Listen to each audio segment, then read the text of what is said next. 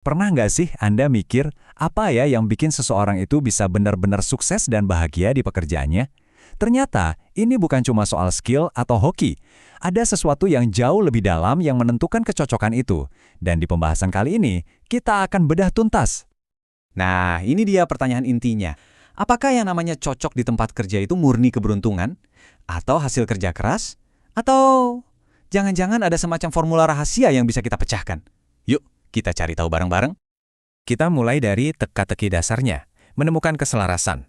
Kunci sukses itu bukan cuma soal apa yang bisa Anda kerjakan, tapi lebih ke siapa diri Anda dan gimana itu nyambung dengan lingkungan kerja Anda. Bayangin aja kayak main puzzle. Kalau kepingannya pas, wah, gambarnya jadi indah.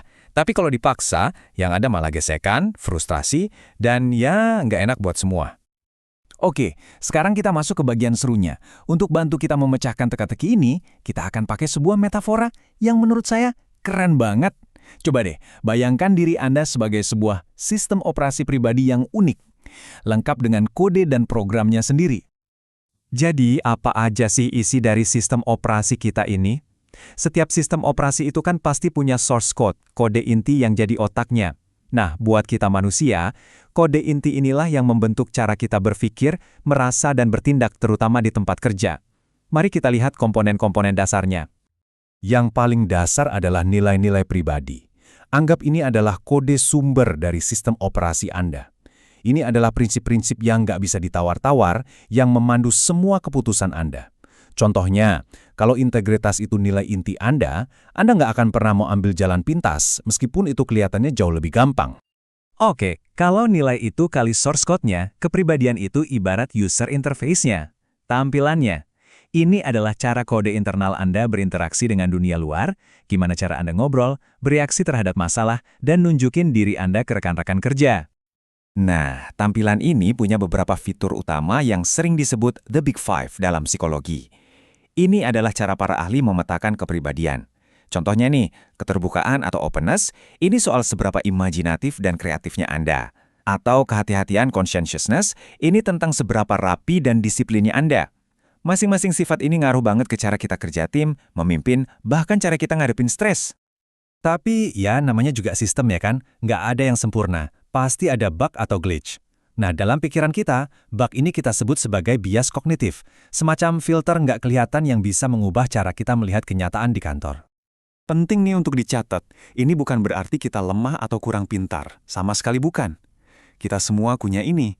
Bias kognitif itu ibarat jalan pintas mental yang wajar, tapi kadang bisa bikin penilaian kita jadi meleset, mau Anda staf baru atau bahkan seorang CEO.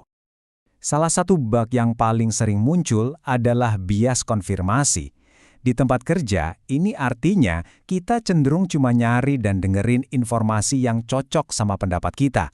Kritik yang membangun, wah bisa-bisa mental dan nggak kita dengerin. Ini tentu bahaya karena bisa menghambat kita untuk berkembang. Ada lagi yang namanya efek halo. Gini, bayangin seorang manajer, lihat ada karyawan yang jago banget presentasi. Keren, meyakinkan. Nah, si manajer ini bisa aja langsung mikir, wah, dia pasti juga jago nih bikin anggaran. Padahal, kan itu dua hal yang beda banget. Itulah efek halo. Jadi, apa bedanya dengan stereotip? Gampangnya gini, stereotip itu menggeneralisasi berdasarkan kelompok. Misalnya, semua anak generasi Z pasti begini. Kalau efek halo itu menggeneralisasi berdasarkan satu sifat individu. Dia ramah, pasti dia juga jujur. Intinya, dua-duanya adalah jalan pintas yang sama-sama nggak akurat. Oke, sekarang apa yang terjadi waktu sistem operasi kita yang unik ini, lengkap dengan bug dan glitch-nya, mulai memproses semua yang terjadi di kantor? Jawabannya, muncullah yang namanya sikap kita. Dari semua proses internal tadi, lahirlah dua sikap kerja yang paling krusial, kepuasan kerja dan komitmen organisasional. Dan jangan salah, ini bukan cuma soal happy atau nggak happy di kantor. Ini adalah mesin pendorong yang menentukan apakah kita akan bertahan, kasih usaha ekstra, atau diam-diam buka situs lowongan kerja lain. Nah, ini dia rangkuman perjalanannya dari dalam diri ke dunia luar. Pertama, semua berawal dari inti diri Anda, nilai dan kepribadian. Lalu, informasi dari luar disaring lewat filter mental atau bias Anda. Dari situ, terbentuklah pola pikir atau sikap Anda terhadap pekerjaan. Dan akhirnya, semua itu akan kelihatan di dunia nyata dalam bentuk kinerja Anda. Ini adalah rantai sebab akibat yang sangat jelas. Oke, kita sudah bahas proses di dalam diri kita. Sekarang, kita sampai di bagian paling penting. Gimana semua itu bertemu dengan dunia nyata? Kita akan bicara soal hasil akhirnya, yaitu kinerja Anda, dan konsep super penting yang kita sebut kecocokan kerja atau job fit. Inilah dia, tujuan utamanya. Kecocokan individu pekerjaan adalah ukuran paling tinggi dari keselarasan antara sistem operasi pribadi Anda dengan lingkungan tempat kerja. Ini adalah titik ajaib di mana individu dan organisasi itu benar-benar klik. Dan poin utamanya adalah, ini bukan cuma teori di atas kertas. Dampaknya di dunia nyata itu luar biasa loh. Kalau tingkat kecocokannya tinggi, udah hampir pasti kinerja, kepuasan, dan komitmen juga lebih tinggi. Dan yang paling penting buat perusahaan, turnover atau angka karyawan yang keluar masuk itu jadi rendah banget. Ini kan untung besar buat semua pihak. Jadi kalau kita tarik benang merahnya, kesimpulannya sebenarnya sederhana, tapi dampaknya luar biasa.